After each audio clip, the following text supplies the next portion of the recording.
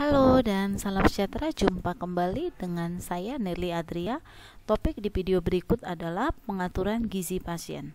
Seperti kita ketahui, manusia dalam menjalankan aktivitas sehari-hari membutuhkan zat gizi untuk menjaga kesehatan dan daya tahan tubuh.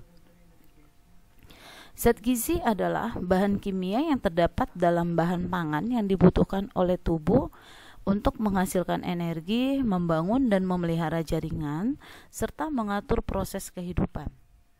Siapa saja yang membutuhkan zat gizi? Saya yakin kalian sudah tahu jawabannya, yaitu seseorang yang sehat dan seseorang yang sedang mengalami satu penyakit.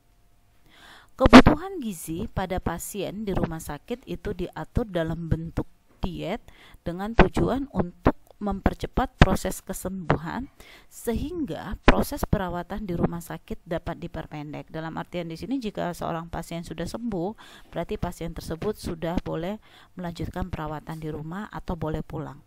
Nah, di sini juga perlu dipahamin bahwa kebutuhan gizi di rumah sakit itu diatur dalam diet sesuai dengan standar rumah sakit tersebut. Tujuan pengaturan gizi pasien adalah untuk meningkatkan atau memperpendek daya tahan tubuh dalam menghadapi suatu penyakit atau cedera, khususnya penyakit infeksi, serta membantu kesembuhan pasien dari penyakit atau cederanya dengan memperbaiki jaringan yang aus atau rusak serta memulihkan homeostatis. Nah, homeostatis itu adalah keadaan keseimbangan dalam lingkungan internal tubuh pada seseorang yang normal atau sehat. Ya, jadi di sini harus dipahamin ya, tujuannya tadi sudah jelas. Oke, sekarang kita masuk standar pengaturan makanan pasien di rumah sakit. Ada dua, standar makanan secara umum, kemudian standar makanan secara khusus. Yang secara umum adalah makanan biasa, makanan lunak, diet makanan saring, kemudian makanan cair. Kemudian yang khusus, diet diabetes mellitus, diet jantung, diet pasca bedah, diet saluran cerna, diet rendah garam, diet gout arthritis, kemudian diet tinggi kalori, tinggi protein. Baik, di video berikut yang akan dibahas adalah makanan biasa. Makanan biasa sama dengan makanan sehari-hari yang beraneka ragam, kemudian bervariasi dengan bentuk, kemudian aroma dan teksturnya juga normal.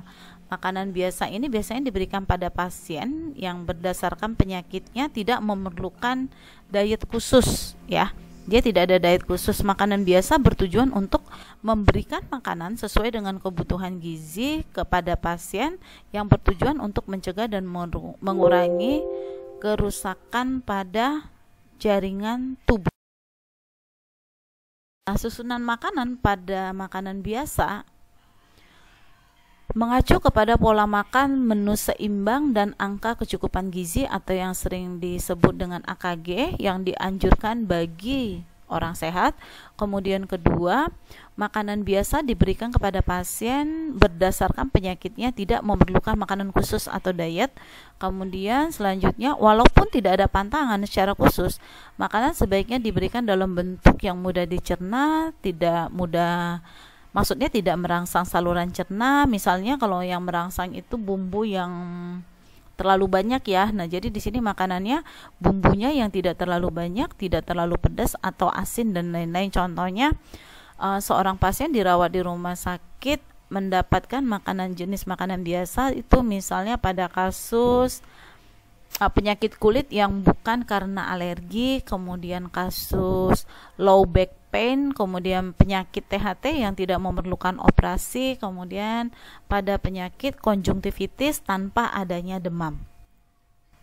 Kemudian di sini kita bahas adalah bagaimana sih syarat diet pada makanan biasa. Seperti di sini ya, nanti bisa dibaca ya, energinya sesuai dengan kebutuhan normal orang yang sedang dalam keadaan istirahat, proteinnya 10-15% dari kebutuhan energi total, lemaknya 10-24% dari kebutuhan energi total, karbohidrat 60-75% dari kebutuhan energi total, kemudian cukup mineral, cukup vitamin, dan kaya serat. Kemudian makanan tidak merangsang saluran cerna. Makanan sehari-hari beragam dan bervariasi. Nah, ini contohnya ya. Bahan makanan, kemudian beras ya, kalau kita ukur dalam gram nanti bisa dilihat dalam gram 300. Kemudian URT adalah ukuran rumah tangga, itu 4/4 gelas nasi. Daging itu dia 100 gram itu sama dengan 2 potong sedang. Kemudian telur ayam 1 butir ya, 1 butir itu sama dengan 50 gram. Tempe 100 gram itu sama dengan 4 potong sedang. Kemudian kacang hijau 25 gram itu sama dengan 2,5 sendok makan. Kemudian sayuran campuran ya, sayuran campur itu 200 gram sama dengan 2 gelas. Buah pepaya 4 potong sedang itu sama dengan 200. Gula pasir 2 sendok makan itu 25 gram. Kemudian minyak 3 sendok makan itu beratnya 300 gram. Nah, bahan makanan ini hanya merupakan contoh ya, dapat diganti atau disesuaikan dengan kebiasaan makan di rumah sakit setempat. Nah, nilai gizinya dari ini tadi, nilai gizinya kita bisa lihat di sini. Energi proteinnya 2146 kalori ya, tuh. Kemudian proteinnya 76 gram, lemaknya 59 gram, karbohidrat 331 gram, kemudian kalsium 622 mg, kemudian besi 20,8 mg ya, kemudian vitamin A 3761 retinol ekivalen, kemudian vitamin C 237 mg, tiamin 1,0 mg. Nah, bahan makanan ini atau bahan makanan di atas ini dapat diolah nanti menjadi makanan yang akan diberikan kepada pasien itu sebanyak 3 kali makan utama ya, dan 1 kali makanan selingan. Nah, contohnya misalnya pagi menunya adalah nasi, telur dadar, ketimun, dan iris tomat. Kemudian di jam 10 pagi nanti diberikan snack bubur kacang hijau. Kemudian di siang hari menunya nasi, ikan bumbu acar, kemudian tempe bacem, sayur asem, dan buah pepaya.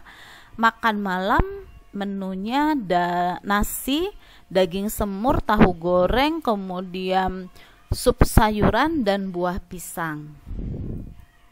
Ya, ini hanya merupakan contoh ya. Baik, cukup sekian untuk penjelasan makanan biasa. Kita akan lanjut di materi berikutnya. Cukup sekian, terima kasih.